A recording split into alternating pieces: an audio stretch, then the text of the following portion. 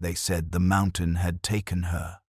A 16-year-old girl, too heavy, too unwanted, too defiant, was sold by her own father to a reclusive man feared by the entire valley. Locals whispered he was a killer, a monster who lived among wolves and ghosts. But what really happened in that cabin high above the tree line? Why did the girl stop crying and start writing? Why did the man who had lost everything choose to protect her?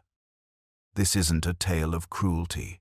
It's a story of healing, found family, and the quiet redemption that only love, unexpected and unconditional, can bring. When a girl is thrown away and a feared man becomes her shield, the question isn't just what happened up there in the mountains.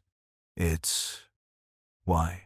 We believe the worst before we've seen the good. Every time I read your comments, I'm reminded how deeply stories like this echo across families, towns, and generations.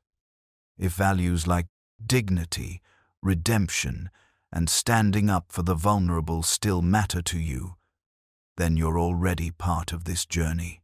Tell me where you're watching from. Drop your state in the comments, and don't forget to like and subscribe so we can keep bringing these stories to life. The wind screamed down from the hills that night, slicing through the town of Black Hollow like a warning too late to be heeded. Rain fell in sheets, lashing the clapboard buildings and turning the dirt roads to rivers of mud. In the shadows of the livery barn, a lantern flickered and hissed in the wind, casting warped light on a scene that would feed gossip for months to come. Clara Mae stood barefoot in the mud, her dress clinging to her like wet paper. At 16, she was large, broad-shouldered, heavy-limbed, and weary beyond her years. Her cheeks were flushed from crying, but the tears had dried beneath the rain. Her wrists ached from where her father had yanked her from the house, and her pride stung deeper than any bruise. Her thick hair, once her mother's pride, hung in soaked clumps around her round face. She didn't speak. She didn't dare. Opposite her stood Elias, tall and motionless beneath the hood of his oilskin coat. He was older, some said 50. Others said he'd never had a birthday worth counting. His beard was black, streaked with gray, and his eyes, what little could be seen, were like flint behind storm-glassed spectacles. He didn't carry a gun. He didn't need to. The townsfolk whispered that he lived alone on Dead Man's Ridge for a reason. Some said he'd killed before. Some said he'd once had a family now buried somewhere beneath the frost line. Clara's father, a wiry, hard-eyed man with tobacco-stained teeth and a whiskey-slick voice, thrust a sack of provisions toward Elias. 6 months' worth.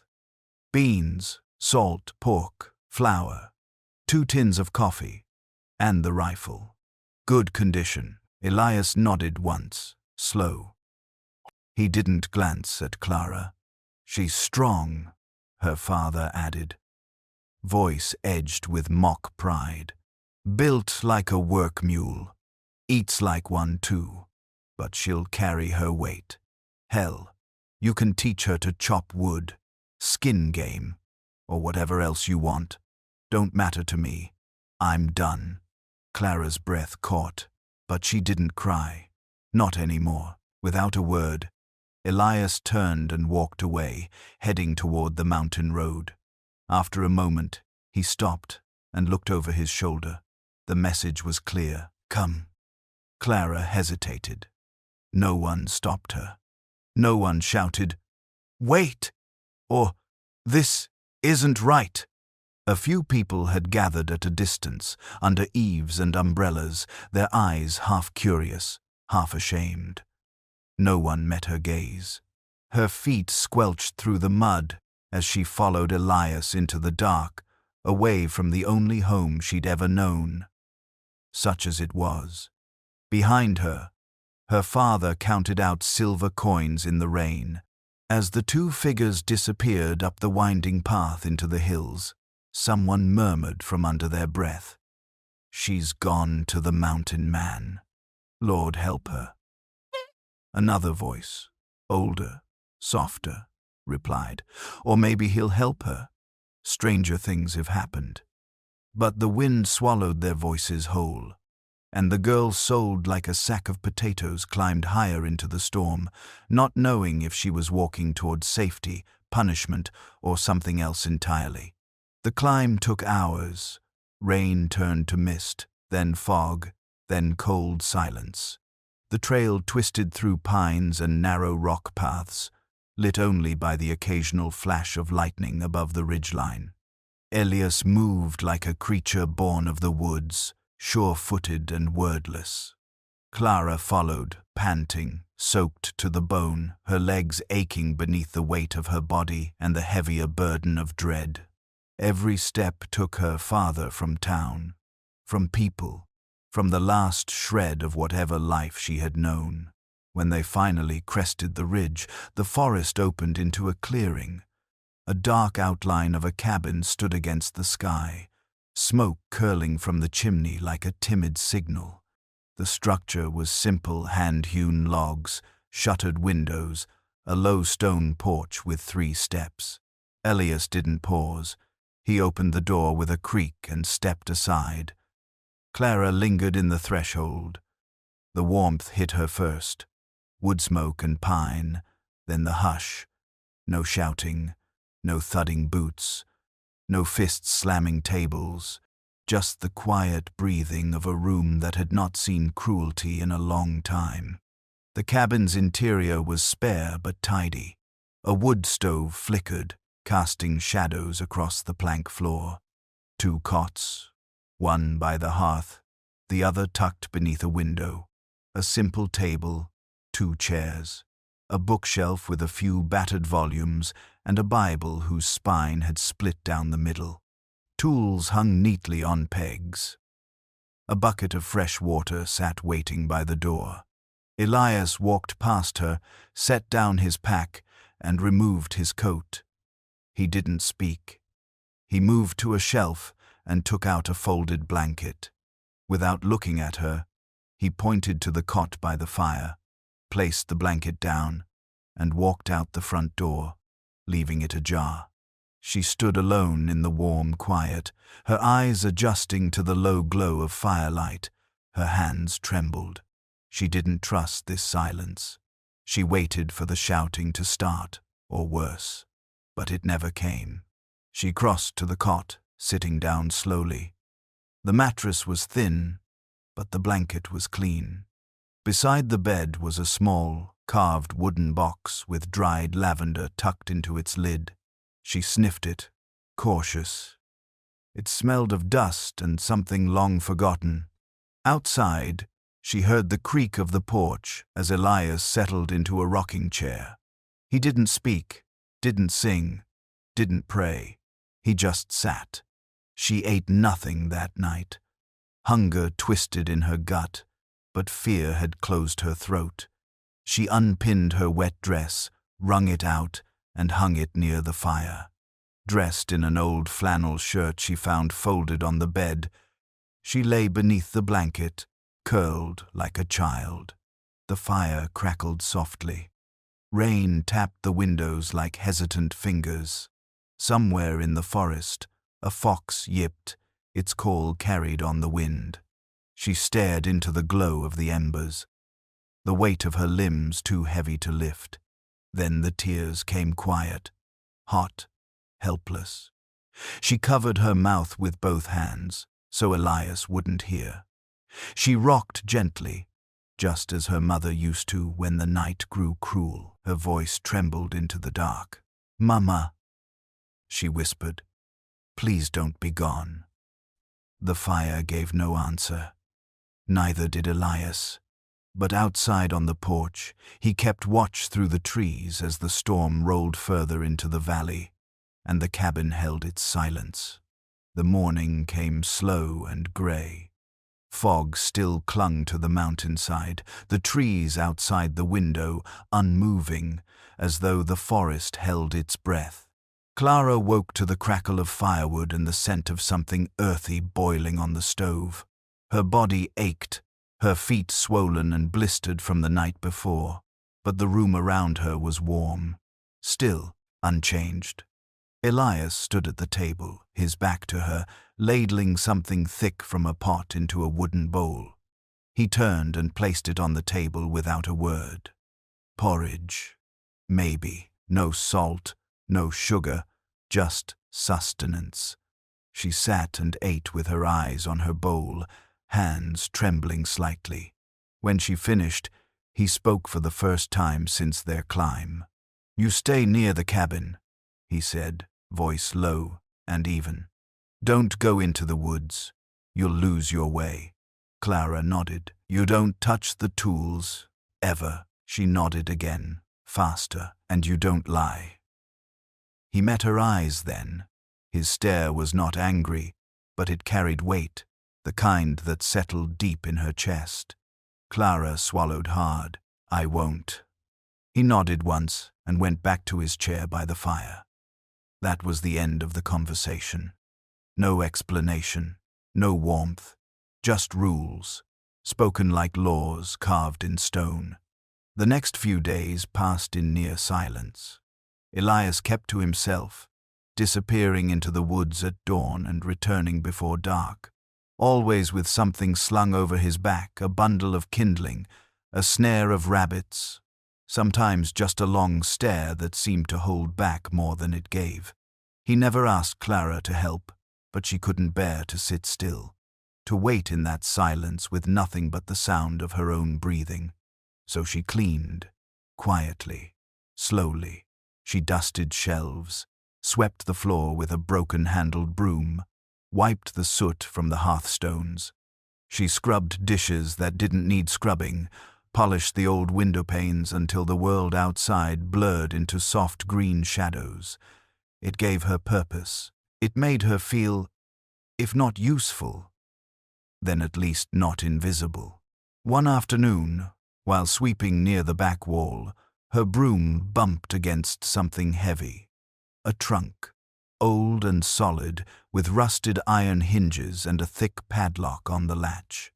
It was out of place in the otherwise Spartan cabin ornate, with worn carvings along the top in the shape of mountains and stars. It hadn't been there the first night, or if it had, the darkness had hidden it. She crouched low, brushing dust from the lid. The lock was old, but firm. She leaned closer, pressing her ear against the cool wood. "What you doing?" Clara jumped. Elias stood behind her, his voice cutting through the air like the snap of a dry twig. She backed away, heart racing. I wasn't touching it," she stammered. "I was just cleaning." His eyes flicked from the trunk to her face. Not angry, exactly, but sharper now, guarded. "You leave that be," he said. "It's not yours to know." Clara nodded, clutching the broom handle like a lifeline. "I'm sorry," she whispered. Elias didn't answer. He turned and walked outside, the door creaking shut behind him. Clara stayed kneeling on the floor for a long time, her breath shallow, her hands cold. She didn't look at the trunk again, but sometimes, at night, when the fire burned low and the wind whispered along the eaves, she swore she could feel it watching her, holding secrets too heavy for its hinges. The days were colder now, though the sun still warmed the pines in the afternoons. Clara had begun stepping just beyond the cabin's perimeter to gather fallen branches and kindling, careful to keep the roofline in sight at all times. She never crossed the edge of the tree line. She remembered Elias's warning well. The woods had no mercy for those who thought themselves smarter than silence. On this particular evening, the wind had picked up early. It whistled low through the trees, rustling pine needles like whispered warnings. Clara, with her arms full of damp wood, stepped onto a patch of moss slick from the day's dew. Her foot twisted beneath her weight, and she went down hard, the wood scattering across the cold earth. Pain jolted up her leg, sharp and immediate. She cried out before she could swallow the sound. From the porch, Elias appeared almost instantly. One moment she was alone on the ground. The next he was beside her, crouched low. His hands, calloused and wide, hovered for a second before he reached for her ankle. She winced. "It's fine," she said quickly, breath short. "I can." "Be still," he said. The words graveled and soft, but firm. It was the first time he had spoken to her since laying out the rules. Clara froze. She didn't protest. There was something in the way he touched her foot. Deliberate. Practiced. He didn't yank or scold. He inspected her ankle with the calm care of someone who'd seen many worse injuries before. She watched him unwrap the red cloth from his wrist and tie it gently around the swelling. His head was down, focused, his brow furrowed in thought. There was a scar that cut through the edge of his beard, deep and white, like an old wound that never quite healed. His silence wasn't cruel. It was something else, like he was always holding back a scream he never allowed himself to make. Clara blinked hard, the sting behind her eyes unfamiliar. Not pain, not fear, something else. "I'm sorry," she said quietly. "I slipped." He didn't answer, just nodded once, stood up, and offered her his hand. She hesitated before taking it. His grip was strong but not harsh. He lifted her as if she weighed no more than a sack of flour. For the first time in her life, Clara didn't flinch from a man's touch. He carried the firewood back himself and lit a second lantern as dusk settled over the cabin. She sat inside by the fire, her foot propped on a stool, the warmth soothing. When he returned, he placed a tin cup of boiled pine tea in her hands and walked back outside, resuming his usual post on the porch. That night, Clara lay awake long after the fire dimmed. Her ankle throbbed, but it was a small hurt, sharp, manageable, real. Not like the deep ache of abandonment she had carried for years, not like the bruise of being unwanted. She listened to the creak of Elias's chair, steady as a heartbeat, and wondered what kind of man treated a girl like her with quiet, wordless mercy. Perhaps the mountain had not swallowed her whole after all. Perhaps it had answered. The wind carried a new sharpness as autumn deepened. The trees were beginning to shift, blushing amber and gold at the edges, whispering of coming change. Clara moved more easily now, her ankle healing with each day. She learned to tend the fire without being asked, to patch her own hem, to feel the rhythm of the mountain's silence as something almost sacred. The quiet no longer frightened her.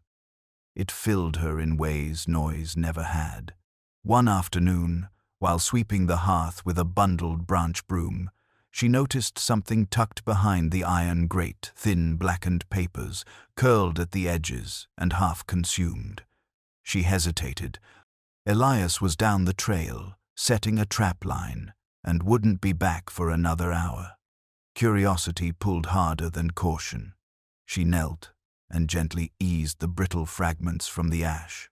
Some disintegrated at her touch, but a few remained legible, their ink faint but intact. They weren't receipts or notes. They were letters handwritten, with flourishes and looping script. Names had been burned away, but words remained. "Forgive. My fault. She was only a child. I should have... Loss. Unbearable. Please, Elias." Clara's breath caught.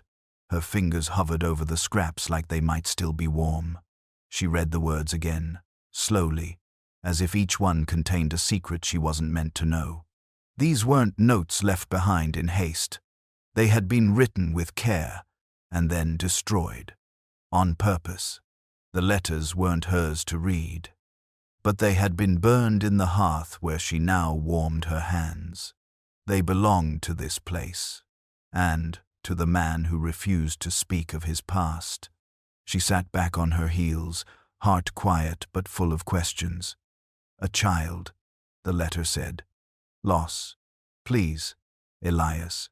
Whatever the story was, It had been written in ink and fire both, and it lived now in the bones of this cabin, in the way he watched the trees at dusk, in the way he spoke only when necessary, in the way he never touched the locked trunk beneath the window.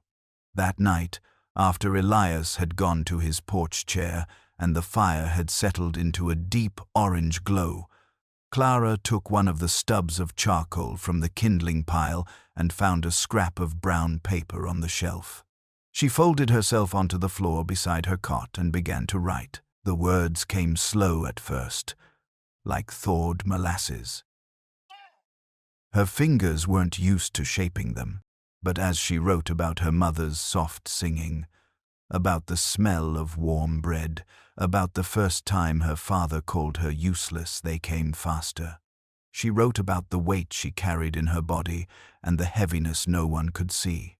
She didn't edit. She didn't lie. The mountain had rules, and so did honesty. She wrote until the fire was only embers, until her hand cramped and her breath came easier. For the first time in years, the thoughts that filled her head found a place to land that wasn't just the inside of her skin. Outside, Elias rocked slowly, eyes on the tree line, unaware that inside, Clara had begun a letter not to be burned but to remember. A beginning. A record. A voice returned. The earth began to soften in patches as the mountain thawed beneath the slow burn of autumn sun. The frost retreated into the shadows, and in its place came loam, rich and dark, filled with promise. Elias rose early one morning and began clearing a patch of land near the side of the cabin. He didn't speak, didn't ask for help, just laid out rope and dug long, even rose with a flat-headed spade. Clara watched from the porch steps, blanket wrapped tight around her shoulders, her journal pressed to her knees. She didn't interrupt. Elias didn't explain, but when he leaned the spade against the woodpile and gestured toward the turned soil, she understood.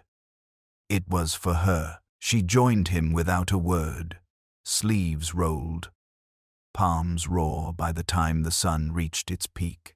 They worked together in companionable silence, spreading ash and compost, planting seeds, potatoes, onions, cabbage, beans. He showed her how deep to press her fingers into the earth, how to pat the soil down gentle but firm. He handed her a sack of seeds and said, simply, "Carrots." The first word of the day. She smiled before she could stop herself. The next morning, Elias brought out a long cloth bundle and unrolled it across the porch. A rifle rested inside, well kept but weathered, its barrel clean and the stock smooth from use. He handed it to Clara with both hands. She froze. I don't know how," she said. "In case of wolves," Elias replied, not unkindly. She followed him into the trees just beyond the clearing, where he'd set up a line of tin cans on a split log. He showed her how to brace her shoulder, how to breathe slow and squeeze, not pull the trigger. The first shot kicked back and startled her. The second nearly hit a can. The third knocked one clean off the log. She laughed, full-bodied, uncontrolled, bright. It startled the birds into flight. Elias looked at her, brows raised. "I didn't think I could do it," she said, panting. "You did." It wasn't praise, it was fact, but it settled into her chest like warmth. Her body, still heavy, still aching in its own ways, felt like hers again. She wasn't a burden in that moment. She was capable. She was seen. That night, the fire crackled low as Clara sat at the table, fingers stained with soil and the smell of gunpowder still in her hair. She wrote by lamplight, her pen scratching out words to her mother. Not just memories now, but new things. The way Elias had pointed to the stars and named them without being asked.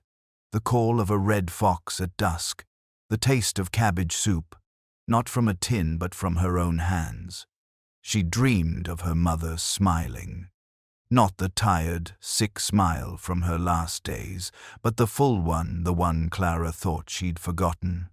In the dream, her mother wore a dress of garden greens, hands covered in earth, laughing as Clara pulled up a perfect, crooked carrot.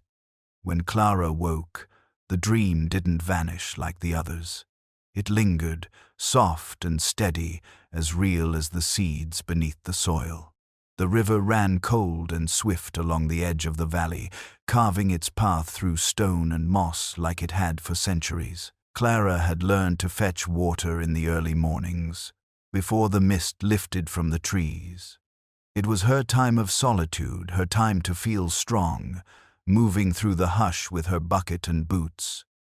The world barely stirring, but on this morning, something was wrong. She heard it before she saw it, a low groan, barely more than the rasp of stone on stone. When she reached the bend where the water forked, she saw a shape tangled in the roots of a fallen pine. A boy, no older than 10 or 11, clothes torn, a smear of blood across his forehead. His legs were scraped raw, and one arm hung at an unnatural angle. His eyes fluttered as she knelt beside him. "Hey," she whispered, shaking. "Hey, you're all right. I've got you." He tried to speak, but it came out a whimper. Clara looked behind her, no Elias in sight. She didn't wait. She hooked her arms beneath the boy's and pulled, careful, steady, dragging him inch by inch until they were clear of the river's edge. He weighed so little it startled her, just skin and bone and fear. By the time she got him back to the cabin, Elias stood on the porch, rifle in hand, eyes narrowed. He didn't speak, but his jaw set when he saw the child. "He's hurt," Clara said, breathless. "We have to help him." Elias's gaze flicked from the boy to her. Then he stepped aside. Inside, she laid the boy on her cot and began cleaning his wounds with boiled water and linen strips. He winced, cried out once, but she spoke to him soft and low, the way her mother once did when Clara scraped her knee on the chicken coop. Elias sat in the corner, silent as ever, watching with arms folded. Clara felt his judgment pressing on her back like a question unsaid. "His name's Tommy," she said eventually, voice quiet. "I found a tag in his coat, T. Barlow, 6th Orphan Line. That's railroad." Elias's expression didn't change, but she saw his knuckles tighten. "Slavers," he muttered. "Indenture boys to lay track, work 'em to death." Tommy stirred at the word. His eyes cracked open, full of fear. "They said they'd burn the feet off anyone who ran," he whispered, voice hoarse. "I ran." Clara covered him with a second blanket. "You're safe now," she said, and she meant it. That night, Elias stood watch longer than usual, eyes scanning the tree line like it could bleed danger at any moment. Clara stayed by Tommy's side, sponging his fevered brow, changing the wrapping on his arm. For days, she tended him, fed him broth, read to him from the Bible. When he was strong enough, she braided his hair to keep it out of his eyes and taught him the names of the birds that nested near the garden fence. Her hands no longer shook, her back no longer hunched beneath imagined judgment. Something inside her had shifted, solidified. She was no longer just surviving. She was tending, nurturing, choosing. And for the first time since her mother's death, Clara Mae felt like someone a child could look to and feel safe. The fire burned low, casting amber light across the cabin walls, flickering like memory. Outside, the mountains slept under a blanket of stars, and the forest held its breath. Tommy was finally resting, his breathing steady in the cot near the window.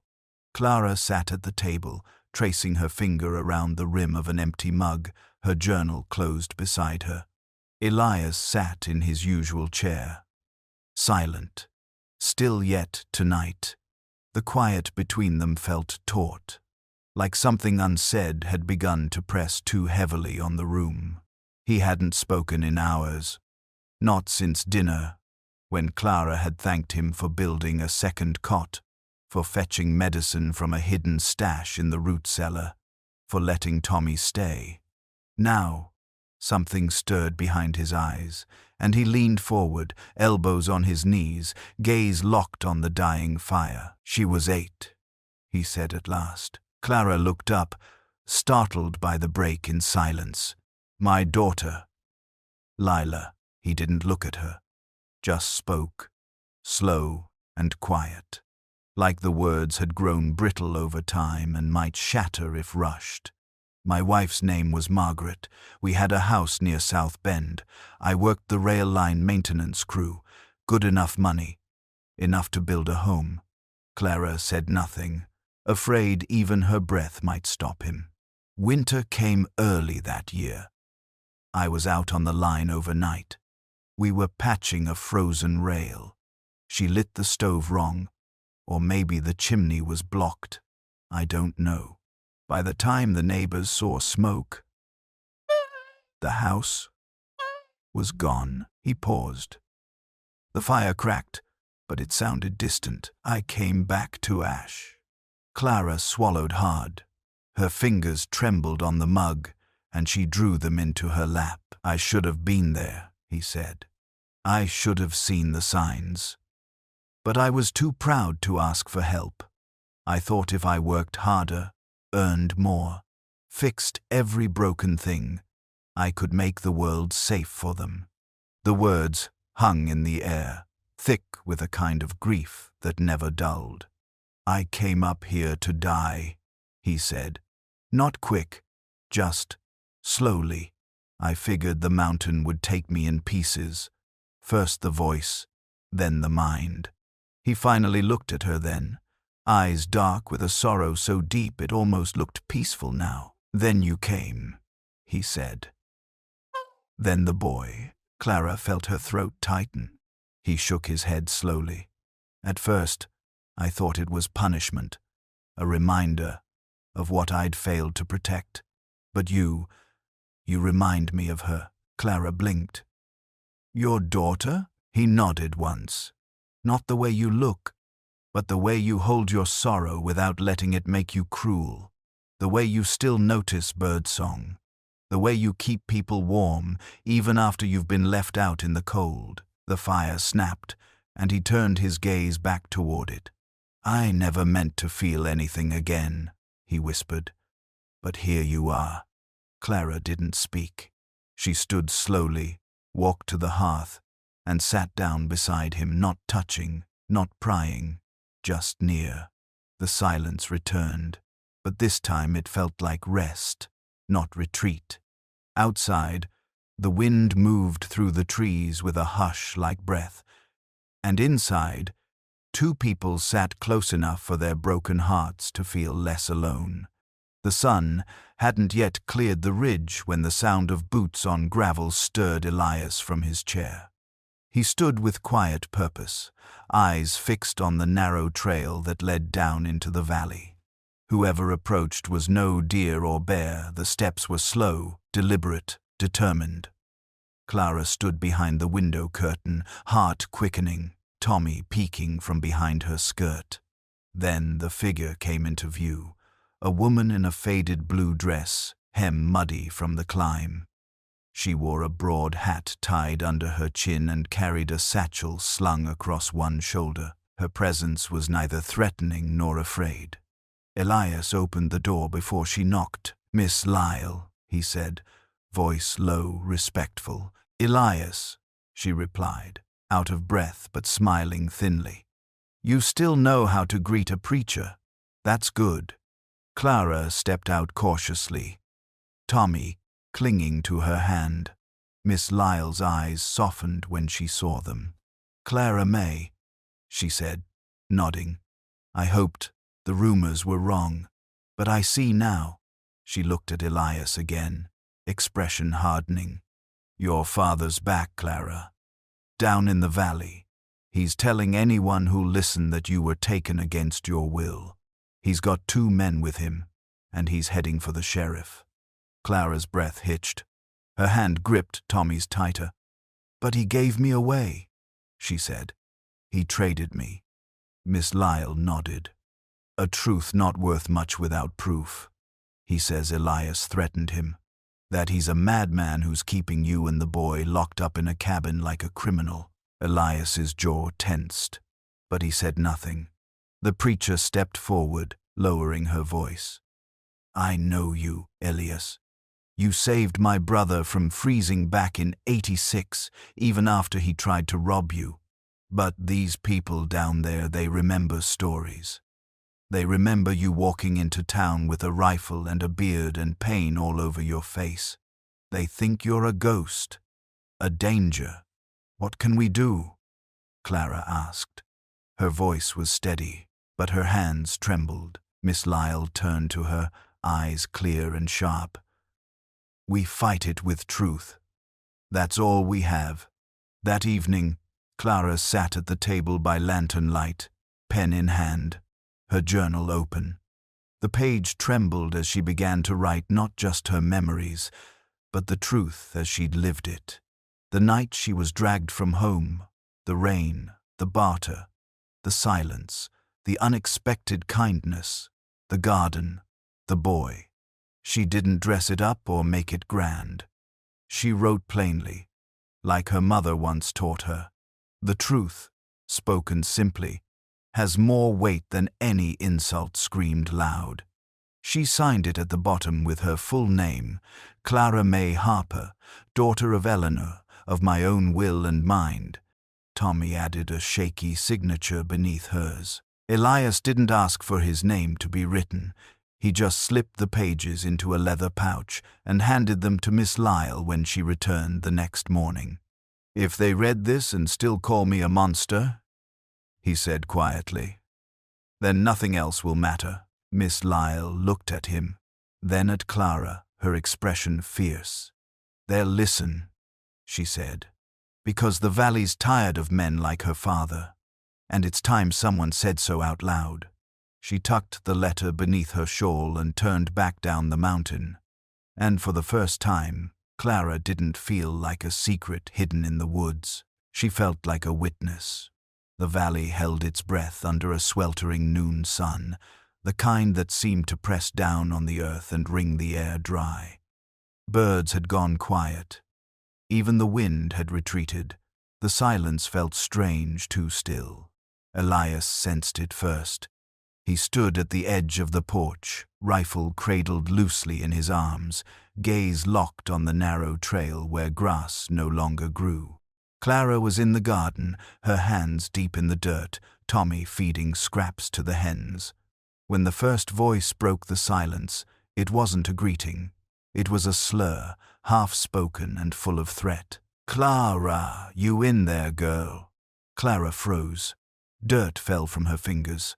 The sound of her name in dirt, his mouth sharp, drawled, too loud, dragged her back through years of bruised words and slammed doors. Her father came stumbling into view, 2 men at his back, one with a pistol on his hip, the other with a coil of rope swinging in his hand.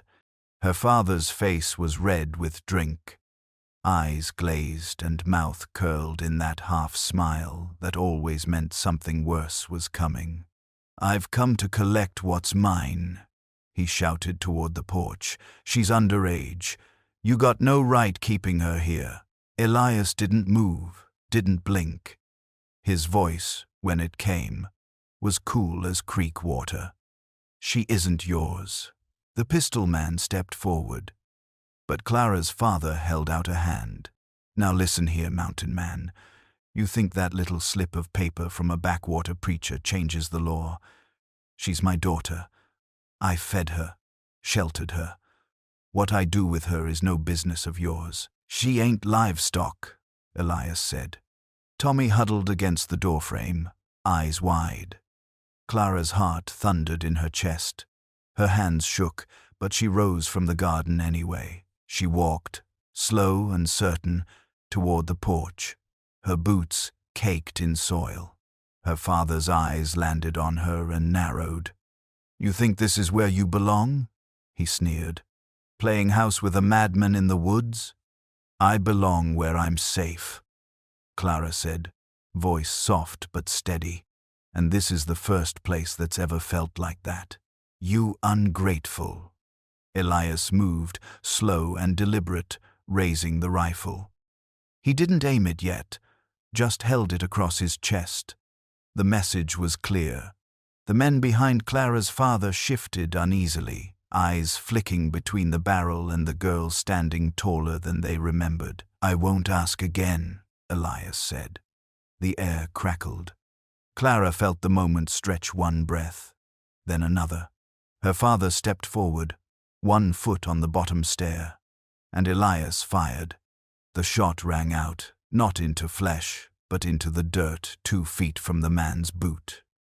The recoil echoed off the trees like a thunderclap. The pistol man flinched.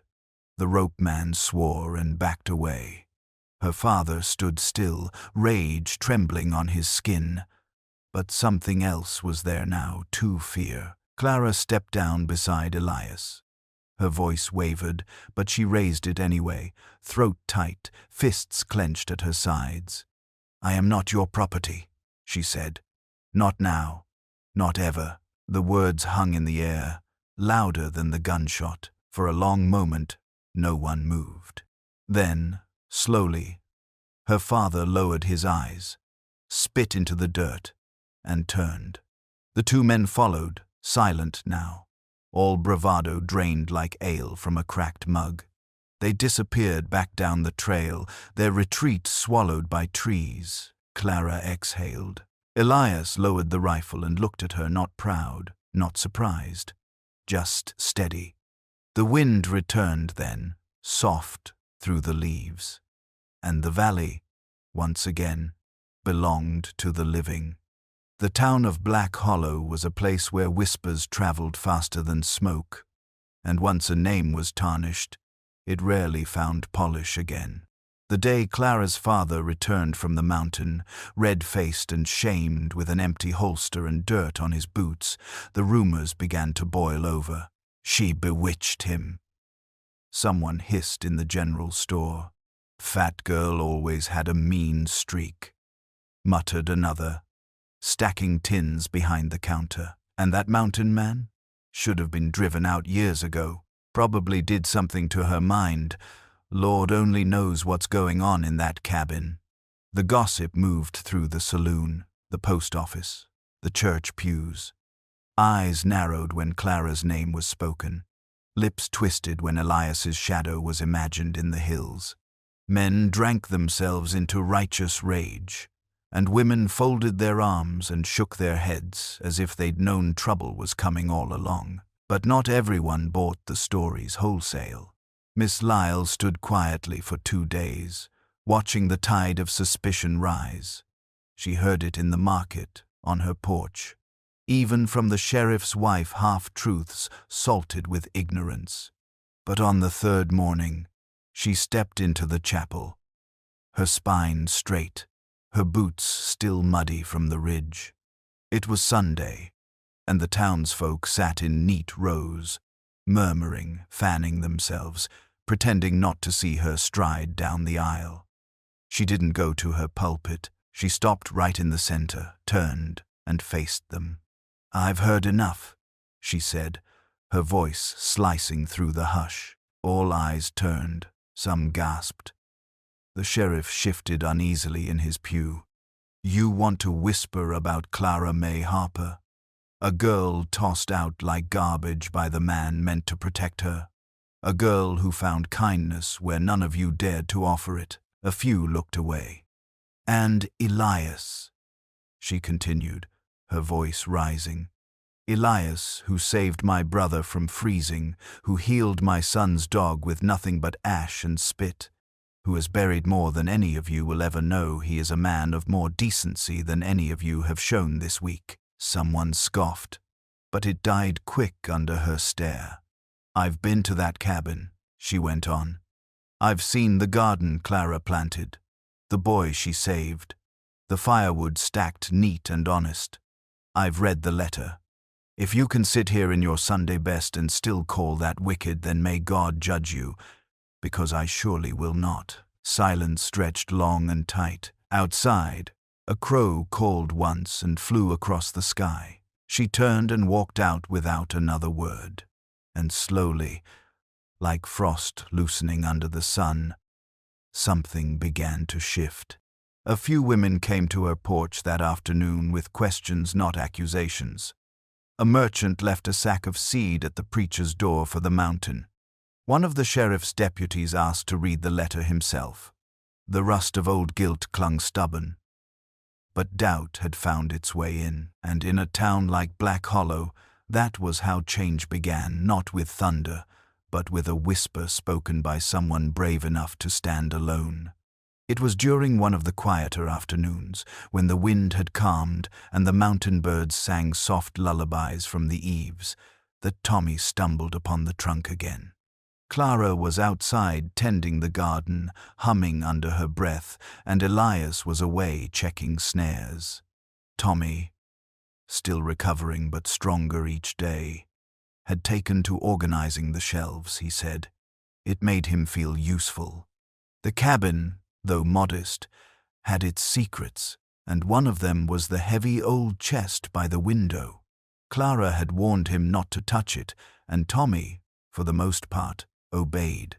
But that day, a storm was moving in from the east, and curiosity can bloom fierce in a quiet place. He didn't pry the lock open. It had already been left ajar. Elias must have forgotten to latch it fully after retrieving something earlier that morning. The lid sat just crooked enough for Tommy to notice a yellowed corner of parchment sticking out like the edge of a secret. He hesitated, then lifted it. Inside, nestled between a child's weathered drawing and a stack of folded flannels, was an envelope worn, brittle at the corners, stamped with the seal of county records.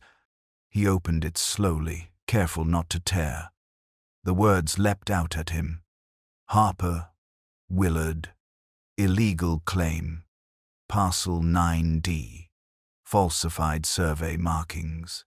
There was a map, hand-drawn and notarized. Beneath it, a signature, the sheriff's, dated 2 years past. There was even a witness statement unsigned, but written in Clara's father's unmistakable scrawl, bragging of land taken by deal or by silence. Tommy ran outside, calling Clara's name. They spread the papers out on the table like treasure. Her eyes widened with each page, her fingers trembling as she traced the property lines. "This is our land," she whispered. "That's why he came back. Not just for me, for this." Elias returned just as the sky began to darken with storm clouds. Clara showed him the deed without a word. He studied it, jaw tightening, the muscles in his neck flexing like a blade under tension. "I'd buried it," he said quietly. "Didn't want anything from him. Figured letting it rot was justice enough." Clara shook her head. "This isn't just about you anymore." Elias nodded once, his eyes settling on Tommy with something like pride. "Then we do it right." The next morning, Miss Lyle arrived at sunrise, summoned by Clara's note tied to a hawk feather, and left at the trail post. She read the documents with slow, steady breath. When she finished, she looked up. "This is enough," she said. "Forgery, land theft, false claims of custody. If we bring this to the courthouse in Ashton County, your father won't just be shamed, he'll be jailed." "But Ashton's 2 days' ride," Elias muttered. "And if he hears we've left the mountain—" "He won't," Miss Lyle said. "Not if we're quick, and not if I go with you." Clara pressed her hand over the map, voice firm. "We go tomorrow." Tommy's eyes glinted with something new, hope, bright and dangerous. Elias closed the trunk slowly, locking it this time, then slid the key into Clara's palm. "For safekeeping," he said, And just like that, the secret no longer slept in the cabin's shadows. It would walk into the light. The wind turned hot that morning, unnaturally so. It blew from the south, dry and fast, carrying with it the scent of something sharp, like oil and smoke not yet birthed. The birds were gone, the squirrels silent. Even the bees kept low to the ground. Elias noticed it first. He stood on the porch, a furrow in his brow, the air pressing against his skin in a way that stirred a familiar dread. Tommy had gone to the creek for water. Clara was inside, packing a satchel with the documents, proof, finally, of her father's crimes.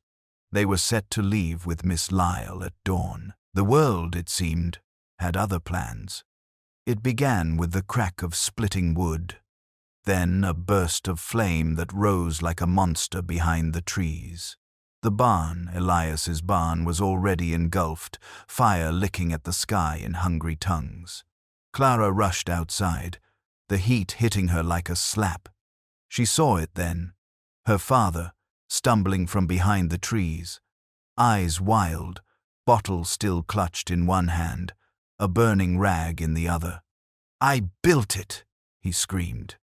"It's mine. She's mine. You think some paper changes that?"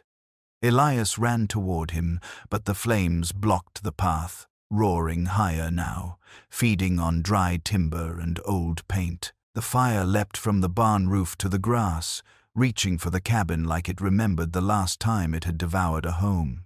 Tommy came sprinting from the trail, eyes wide with terror. Clara grabbed him by the arm and pulled him back, shielding his small body as sparks rained down like judgment. Her father stood laughing, insane with fury, as if the destruction were proof he still had power. Elias didn't hesitate. He charged through the smoke, crashing into the man with a force born of old fury and fresh fear. They went down hard, fists, boots, snarling. The bottle shattered, blood mixed with ash. Then Elias dragged him backward, away from the cabin, tossing him into the dirt like the animal he'd become. "Go!" Elias shouted, voice hoarse. "Get inside." But the fire had already spread to the porch, curling up the posts like serpents. Smoke poured through the open windows, thick and black. Clara didn't wait. She shoved Tommy behind her and plunged into the burning threshold, heart pounding. Flames licked at the curtains, snapped at the floorboards. She screamed for Elias. He didn't answer. Then, through the haze, she saw him. He was inside already, trying to smother a fire with an old quilt, but the smoke had caught hold of his lungs, and he staggered, coughing, his knees buckling. Clara didn't think. She ran to him, wrapped his arm around her shoulders, and with all her strength, more than she thought, she had dragged him across the floor and out the door just as the roof gave a groan like thunder. They fell onto the dirt together, choking, heaving, gasping for breath. Tommy ran to them, weeping. Her father was gone, fled into the trees. The barn collapsed behind them in a shuddering crash, flames spitting skyward in a final roar. And still, Elias lay limp, eyes closed, his skin singed, his breath shallow. Clara held his face in her soot-streaked hands. "Don't you dare," she whispered, tears cutting lines down her cheeks. "Not again. Not this time." And Elias, with a groan barely louder than the wind, opened his eyes. This fire had tried to take everything from him once. But this time, he had someone who pulled him from the flames, and that made all the difference. The chapel in Black Hollow had never seen so many people packed into its pews. It was a building meant for quiet sermons, whispered prayers, the occasional wedding or funeral. But today, the air buzzed with anticipation, thick with judgment and breathless curiosity. Everyone had come. Old men with stooped backs, women fanning themselves despite the cold, children peeking between shoulders, sensing the weight of something important. At the front stood Judge Kavanaugh, called in from Ashton County. He wore a plain black coat and a face carved from stone, his eyes taking in the room with the kind of patience that didn't tolerate nonsense. A long wooden table had been placed beneath the pulpit, now littered with documents, maps, letters, deeds. Clara sat to one side, hands folded tightly in her lap.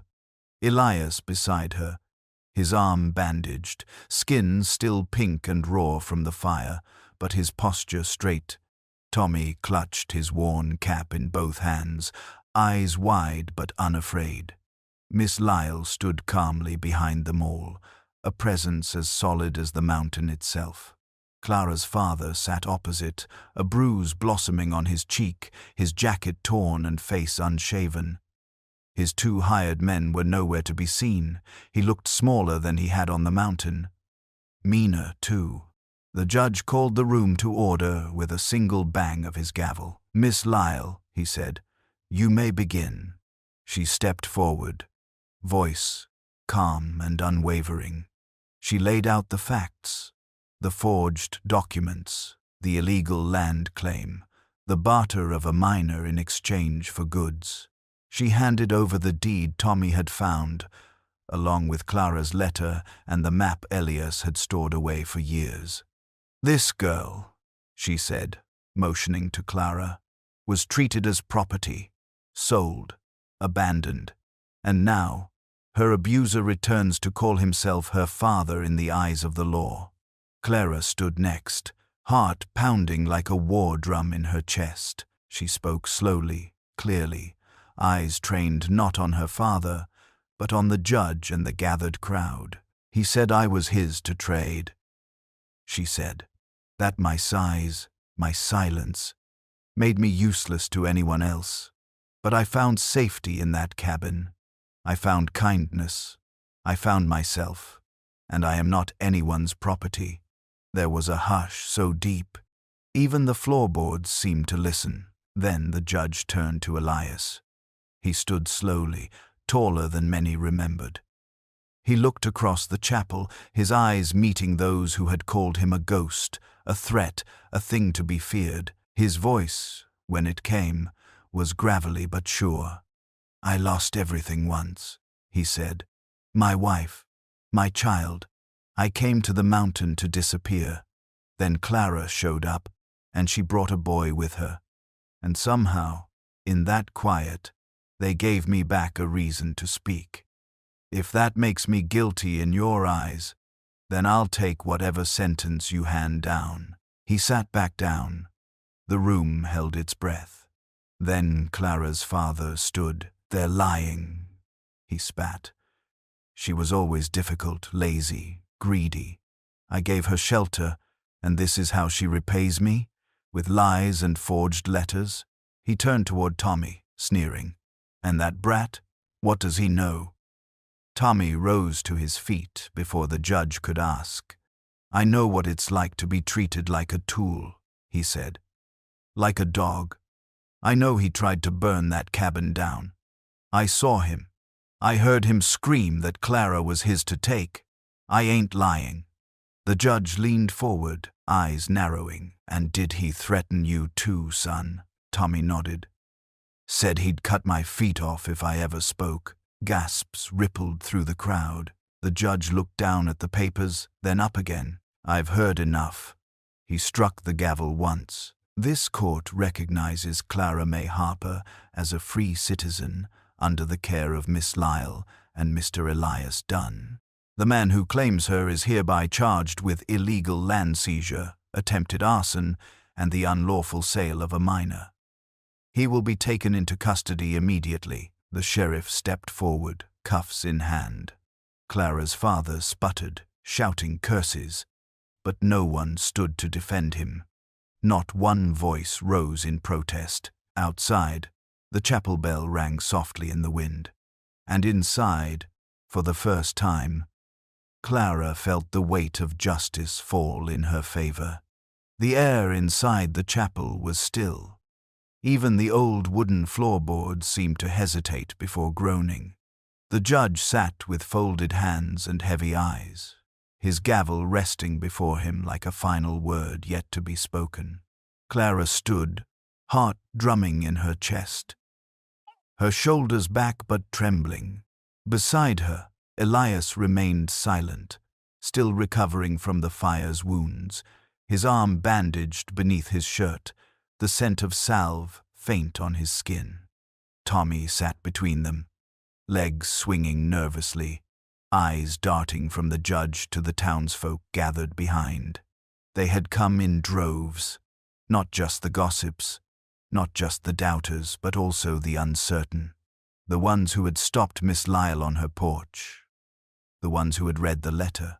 Clara's father sat with cuffs around his wrists, his eyes dark and furious, but his voice was silent now. His fury, once fire, had cooled into cold, hard disbelief. The judge rose. "In the matter of Clara Mae Harper," he began, voice ringing clear across the chapel rafters, "this court finds sufficient cause to grant emancipation. Clara Mae is no longer under the legal authority or custody of Willard Harper, who is further charged with criminal fraud, endangerment of a minor, attempted arson, and obstruction of justice." A ripple moved through the pews. Effective immediately, Clara Mae Harper is recognized as a free citizen of Black Hollow County, with all rights afforded therein. The gavel struck once, final, firm, like the sealing of a door behind a monster. The silence that followed was thunderous. For a breath, no one moved. Then, slowly, Miss Lyle stood from her place near the rear and clapped once, then again. The sound was solemn, not jubilant, but it echoed through the room like church bells on a foggy morning. A few others followed. A shopkeeper dabbed her eyes with her apron. The blacksmith removed his hat and nodded, jaw clenched. Others simply stared, their gazes filled with the weight of stories they'd never heard until now. Clara stood frozen, her breath caught in her chest. Elias reached for her hand. His fingers, rough and wide, wrapped gently around hers. It was the first time he had touched her without urgency, without necessity. It was deliberate, a gesture that said more than his words ever could. Clara looked up. His face, so often shrouded in shadow, turned to the ground or to the trees, was open now. Not smiling, not weeping, just open. His eyes were damp, but not broken, proud. Tommy leaned against Clara's side and whispered, "It's over," but Clara knew it wasn't. The fire had passed, the storm had burned through, but what remained now was soil cleared, charred, fertile. She squeezed Elias's hand. It wasn't just a verdict. It was the beginning of something they would build. Together. Spring came gently to the valley, as if ashamed of the violence winter had left behind. Wildflowers pushed through the scorched ground near the barn's blackened bones, and bees returned to hum lazily between blossoms. The wind smelled of pine and wet soil, and the river, once a place of rescue, now glittered with promise. Where the ashes lay thickest, Clara and Elias began to build. The old barn had been too damaged to save, so they cleared it down to its stone foundation. Together, with tools borrowed from neighbors who now offered them freely, they raised a frame. The beams went up slowly, steady under Elias's watchful eye. Clara helped lift and nail and brace, her arms strong from tending the land, her back no longer stooped in shame. Tommy painted the walls himself, a bright sunflower yellow with blue trim around the windows, crooked but cheerful. He left his handprint in the corner, small and permanent, like a signature. When the bell above the door rang for the first time, it was Miss Lyle who stood beside Clara on the front steps, beaming like a proud aunt. "You said you wanted to build something that wouldn't burn," she whispered. Clara smiled. "We did. It was a school. though the building was too humble to boast such a word proudly. It had 2 rooms, a small stove, and shelves built from split logs. The desks were mismatched and worn, but the blackboard gleamed, and so did the chalk in Clara's hands. The children came first in 2s and 3s, then in clusters, then in wagons with baskets of lunch and nervous mothers who lingered too long at the door. Fat children, skinny children, loud boys with scraped knees, shy girls who clutched books to their chests like shields.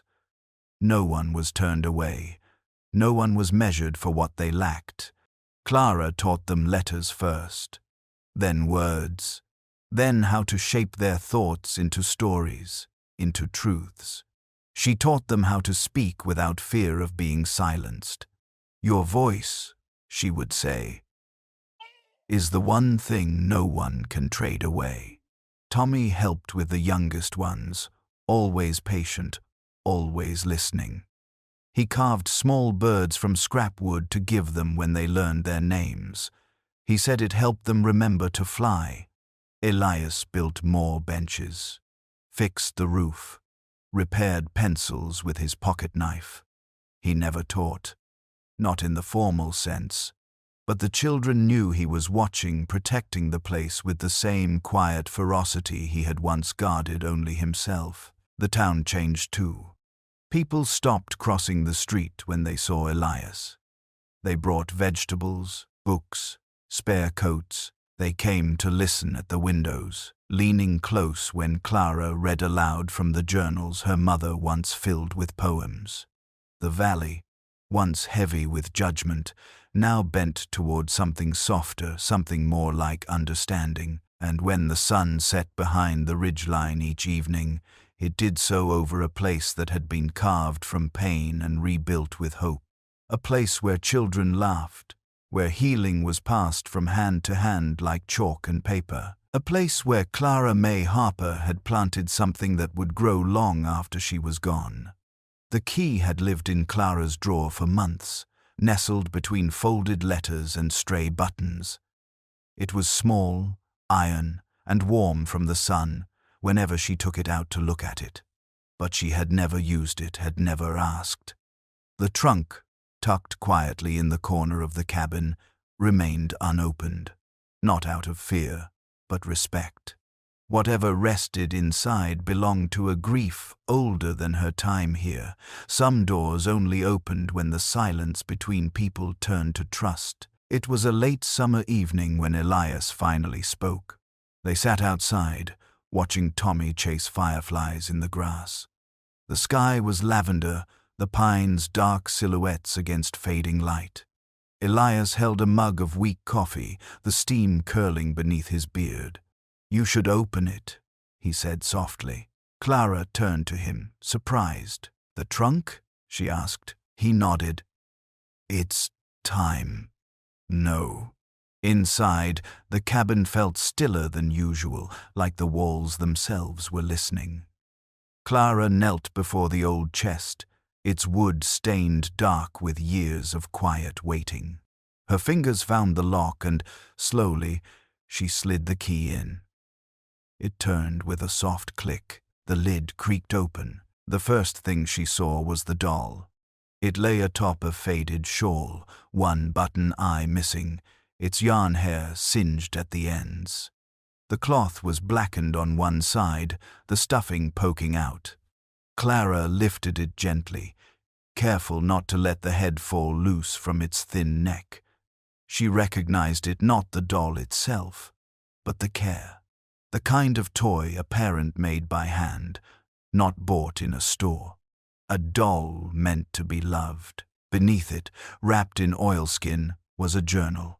Clara opened it slowly. Inside, the handwriting was neat and curved, the first page dated 12 years ago. The entries were short, tender notes about a child, Lila, her favorite flower, her fear of thunder, the way she used to dance with pine cones in her pockets. Clara read in silence, tears sliding down her cheeks, not from pity, but from the intimacy of someone else's remembered love. At the bottom of the trunk was a photograph, curled and stained. A woman with light eyes and a smile like Clara's mother's, holding a little girl in her lap.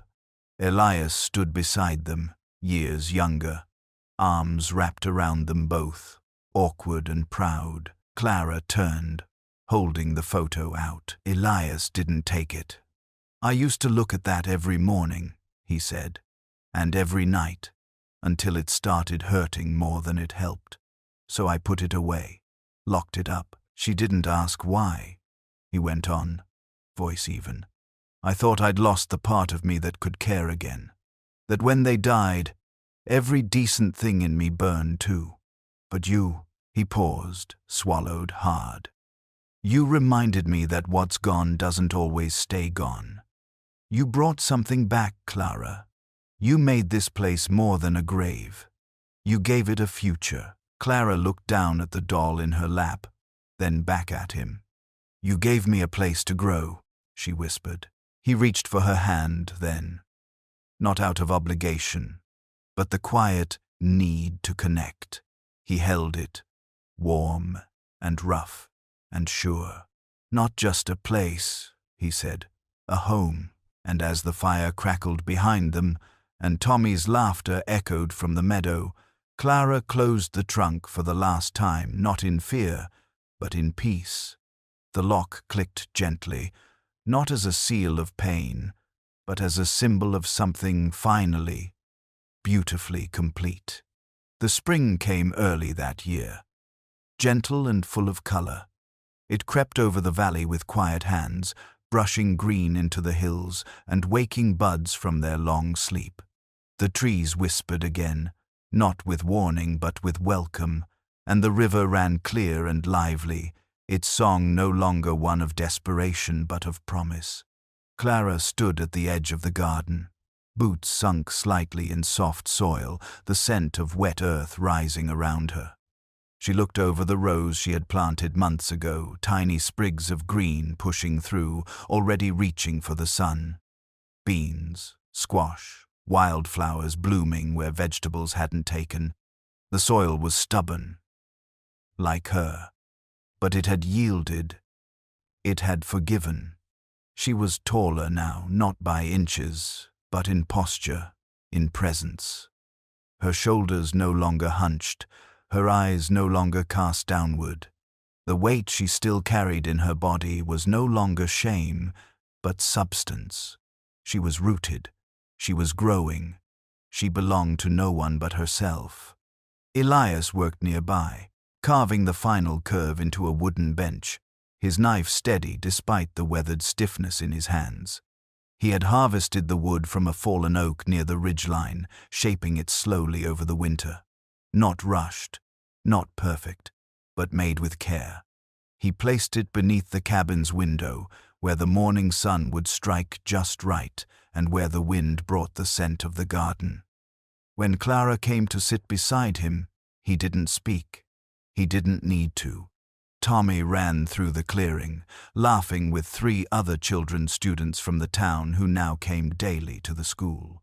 One was missing a shoe. Another had her braids flying loose behind her. They were loud, joyful, unafraid. Elias watched them for a moment, then turned to Clara. "They're planting more than you are," she smiled, brushing a curl from her cheek. "They're loud enough to wake seeds underground." He chuckled softly, a sound so rare it made the robins pause. Miss Lyle had visited just the week before, bringing books, apple preserves, and a smile too wide to hide. She had told Clara that the town had begun raising funds for a larger schoolhouse, that people spoke her name with pride now. The children asked to stay longer in the afternoon just to hear her read. "I still dream about my mother," Clara said quietly. "But now she smiles. I think she'd be proud of this." Elias nodded, his eyes distant but warm. "She'd be proud of you." The wind stirred then, carrying the scent of lavender and pine, lifting the sound of children's voices into the sky. Laughter wove itself into the trees. A butterfly landed on Elias's hand, rested there, then flew. Clara leaned back on the bench, her journal tucked beside her. Unwritten pages waiting. The mountain, once a place of exile, was now a sanctuary. What had begun in violence had ended in growth, in kindness, in healing, and in that valley, under the watchful gaze of trees and stars, goodness had not only survived, it had taken root.